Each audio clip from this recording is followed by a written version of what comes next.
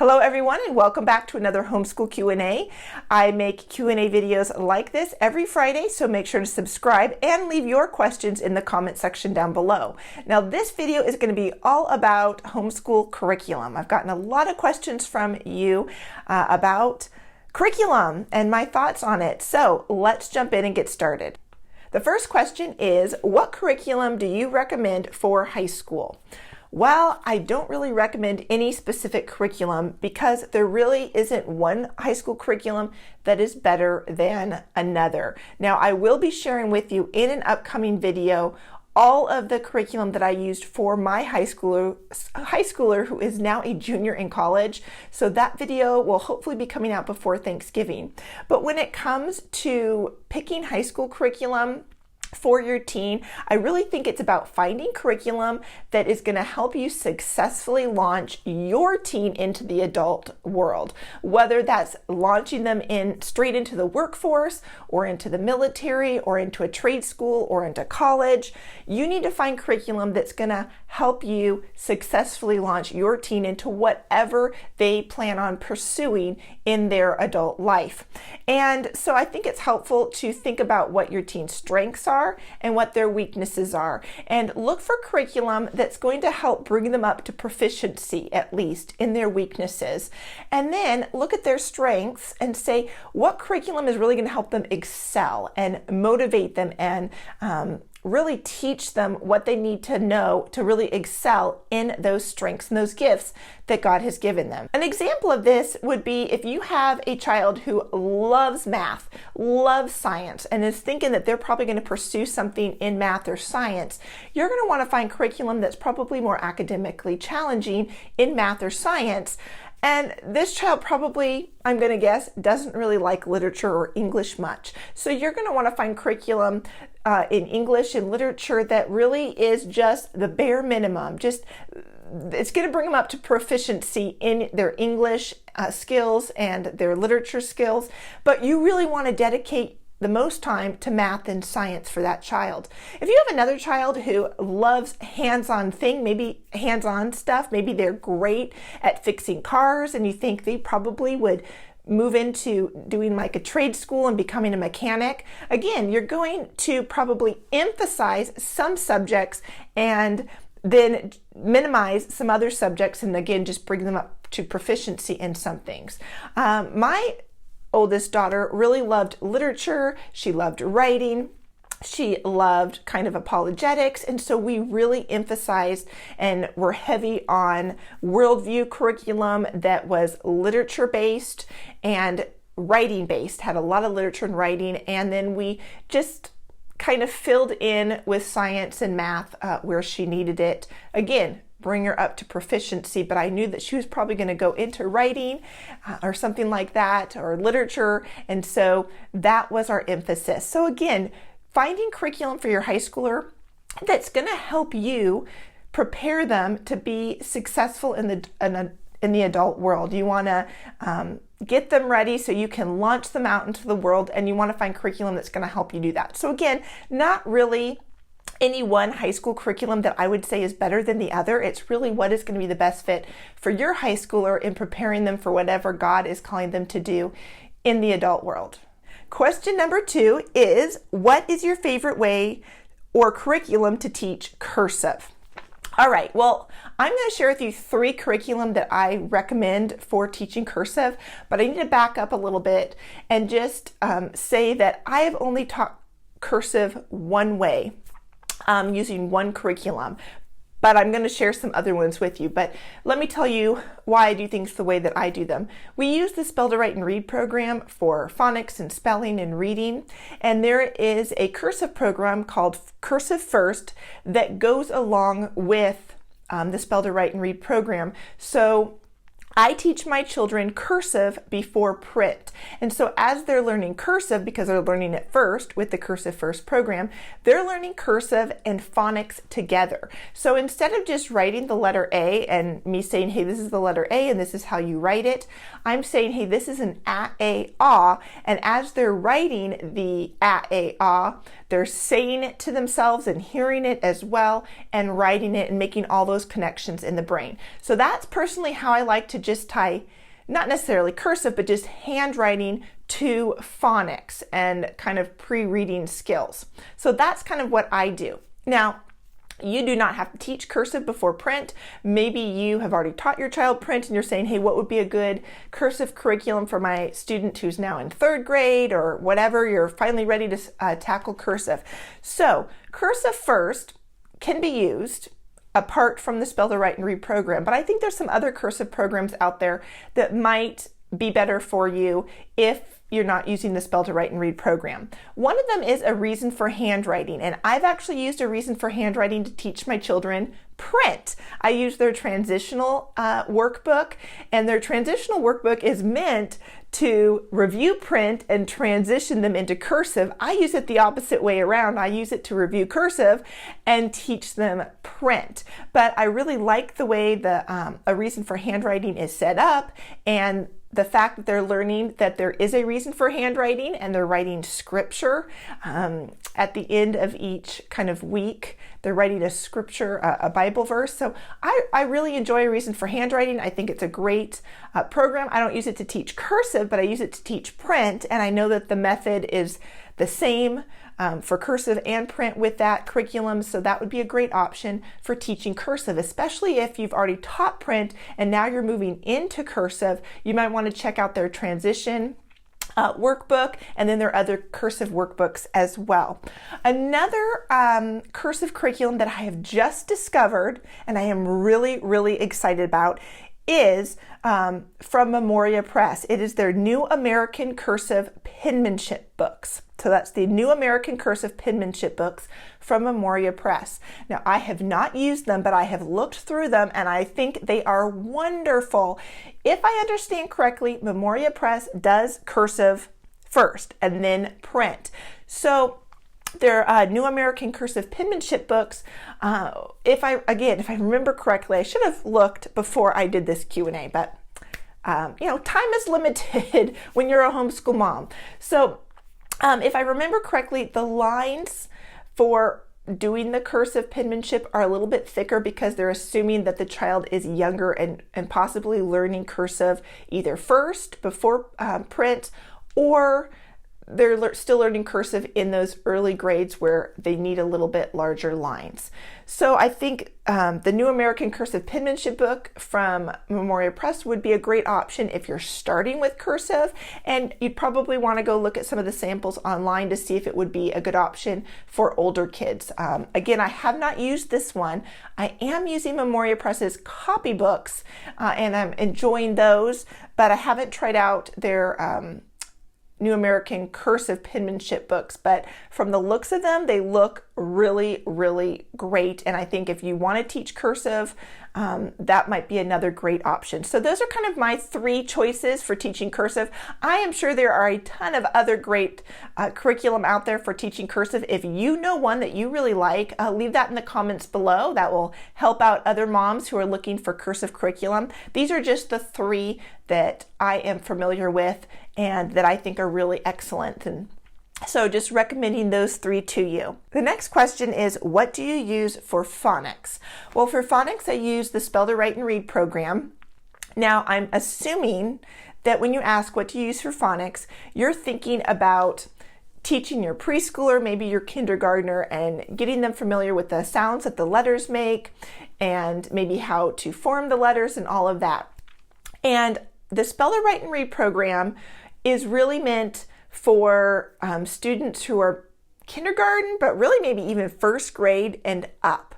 Really teaching them to use the program and the word list and all of that. They need to be able to write and to know the phonograms or the letters and their sounds, and the letter combinations and their sounds. And so a lot of people say, well, then what do you use with your 3 and 4 and 5-year-old before they are ready to dive in full-blown to the Spell to Write and Read program? Well, I still use the Spell to Write and Read program. What I do is the Spell to Write and Read program comes with little phonogram cards. I just use those to teach my younger ones the sounds of the letters and the letter combinations. We play some fun games with them. We do some fun activities with them, and a lot of those are suggested in the Spell to Write and Read book teacher's manual, they have a section on kind of early, I don't remember what it's called, but early learning, how to teach some early learning phonics and phonemic awareness skills to your younger children. So that's what I use for phonics. If you want to know more about the Spell to Write and Read program, I will link to a video I did a few years ago all about the Spell to Write and Read program. So you can check that out. All right, next question, also having to do kind of with this topic of spelling, is have you ever tried All About Spelling and All About Reading? And if so, what are your thoughts? Yes, I have tried All About Reading. I haven't done All About Spelling, but I did try All About Reading. I think one of my previous homeschool Q&A videos, I answered the question that people ask, why do you Spell to Write and Read when there's easier programs out there to use? And I shared in there why I love the Spell to Write and Read program, but I did mention that I have several times gotten overwhelmed with Spell to Write and Read, and I have tried out other curriculum. All About Reading and All About Spelling is one of them. I actually just did All About Reading. I think I used, I can't remember what it's called, but kind of their pre one. Somebody in the comments help me out here. What is their kind of first one that's for like preschool age? I used that, and I think it was All About Reading Level 1. I only used it probably for maybe 2 weeks at the most, both of those, 2 weeks at the most, and I went back to Spell to Write and Read. All that to say, I still think All About Reading, and I'm going to guess All About Spelling, is a great program. I think it is far better than a lot of other spelling programs out there. I just prefer Spell to Write and Read. You can go back and watch, I will link it down below, that other Q&A video where I share with you why I prefer Spell to Write and Read over so many other still really good spelling curriculums. One of the challenges that I found with All About Reading and All About Spelling, again, still a great program because it is so open go, all laid out for you, really simple and easy for homeschool moms to follow. But for me, the challenge was with the pre-K or whatever, the one for preschool, is they taught the letter names first. And that just is a pet peeve of mine, not to teach letter names first. I like teaching the sounds that the letters make. For example, when my child sees the word cab, I don't want them to immediately think the letter names, C-A-B, because now they're reading it as see a bee, like they see a bee buzzing around.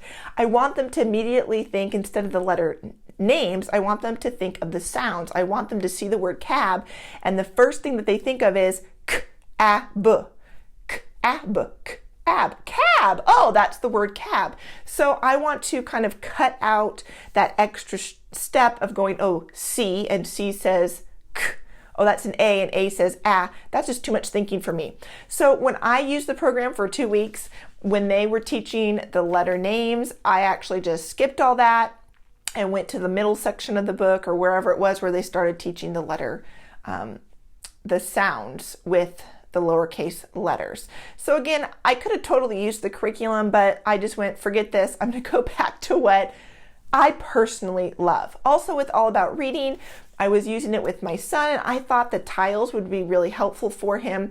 And what I found for my son was that while the tiles seemed very kinesthetic, I guess, which is why I had tried it for him, the Spell to Write and Read program, where you are writing things and saying them and hearing them, I felt like that made a lot more connections in his brain to understand the phonics and the spelling than the tiles did. So again, you asked, have I tried it? Yes. What are my thoughts on it? I think it's a great curriculum. I really do. I just prefer the Spell to Write and Read program. And if you want to know more about that, I will link to that video about Spell to Write and Read, and also to the Q&A where I share why I keep going back to Spell to Write and Read. All right, next question is, do you have your children do book reports? Sometimes. When I first started homeschooling my oldest daughter, I made her do book reports because I thought, I did book reports. Surely you have to know how to do book reports. But as time went on, I thought about it a little bit more, and I cannot remember one time in college that I had to write a book report. Yes, I had to write books and I had to write papers on them, but it never really was a book report. And in the adult world, I've never written a book report. So maybe I'm wrong.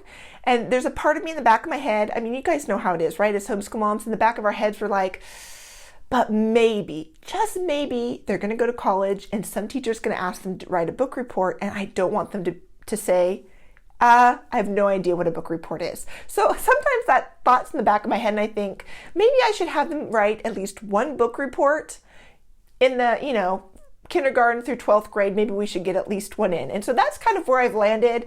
I try to have them do one book report, at least one, in our homeschool experience that they have with me.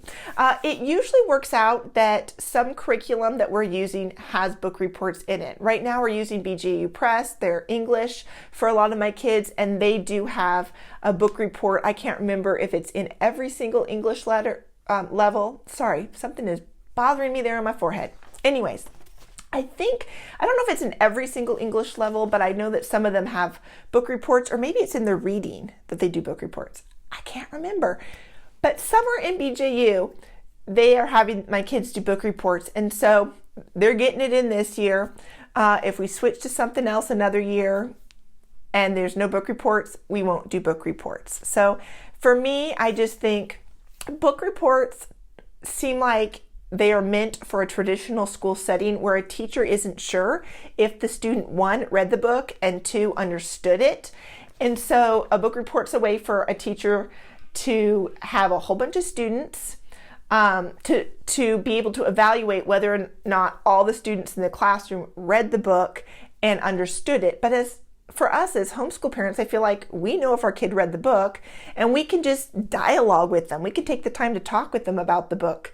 And so I just don't see that there's necessarily a need to do book reports. But like I said, I try to get in at least one so they at least know what a book report is. Just my personal opinion. And if you ever wrote a book report in college, let me know. Maybe my opinion will change if people start telling me they had to write book reports in college. But anyways, so yes, I do have my kids write book reports, but not every year, and I certainly don't panic or stress about it. If the curriculum we're using doesn't have it, we don't do it. Actually, I should say this. There are some years where I have just been overwhelmed, right? Do you know how that is as homeschool moms? I'm just overwhelmed, and I cannot tackle a ton of curriculum and a ton of assignments and a ton of grading and a ton of teaching. And I don't, maybe like when I was on bed rest, or just having a new baby, I wanted to simplify our homeschool experience. And so one of the things I did to cover English, I didn't purchase a curriculum. All I did was I told my children, I want you to read X number of books this year. And I varied that depending on the child and their reading ability and if they loved reading or not. If they loved reading and they were really good, I required more of them to challenge them.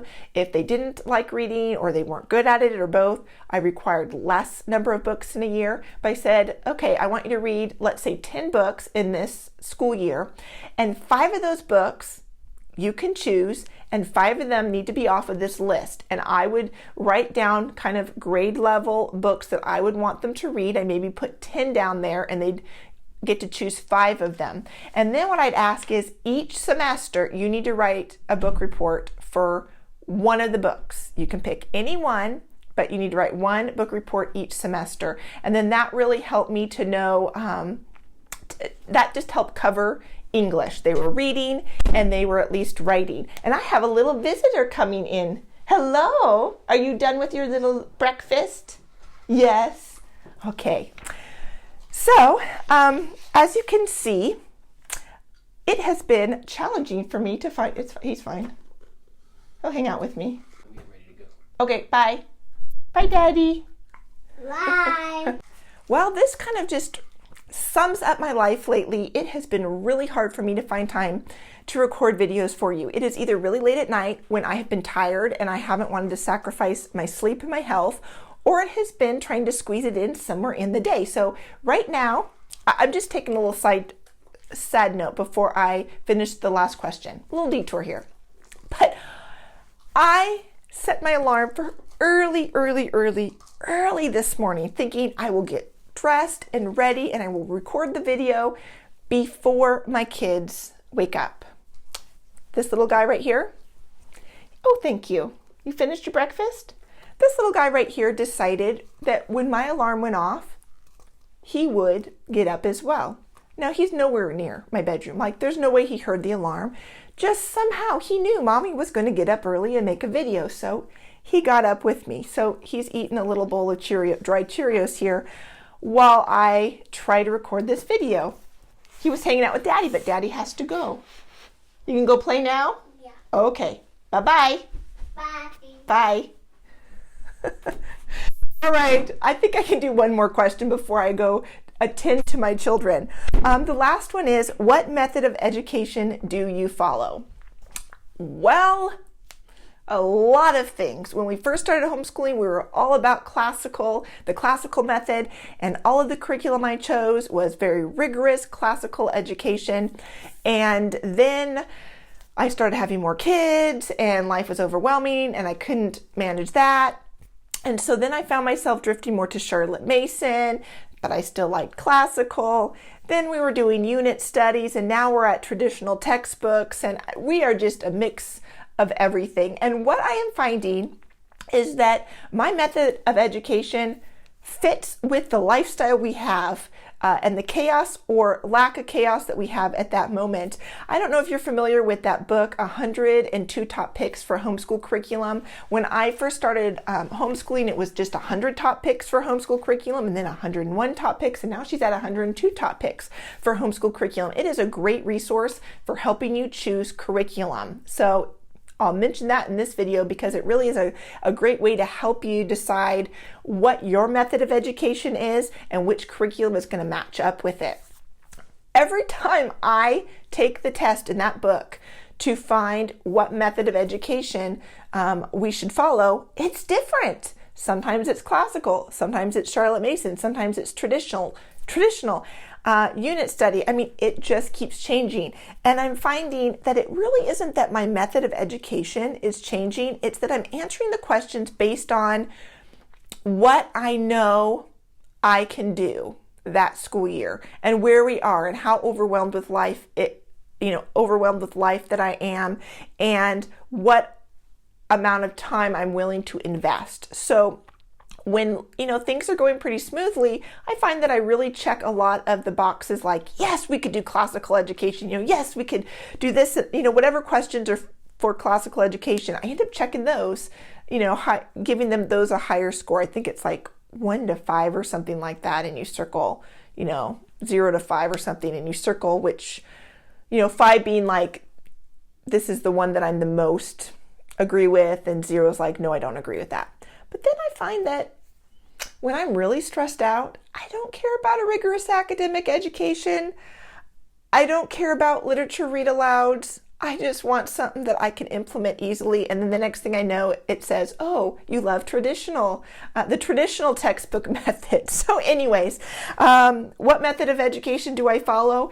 Whatever one is going to help me educate my kids that particular year in the situation that we are in, that is the method that we are going to use. That's just the way my life has been. I would love if I could say, hey, this is my method of education and it's that way for the whole time, but that is not the reality of my life and probably not the reality of your homeschool experience either. We have to find curriculum that is going to work for us in the season of life that God has sovereignly ordained for us.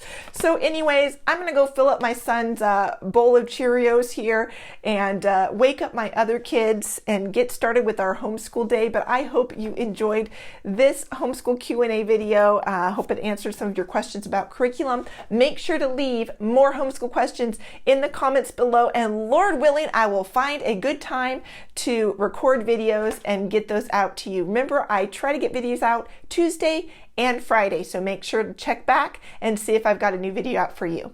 Thanks for watching. Bye, homeschool moms.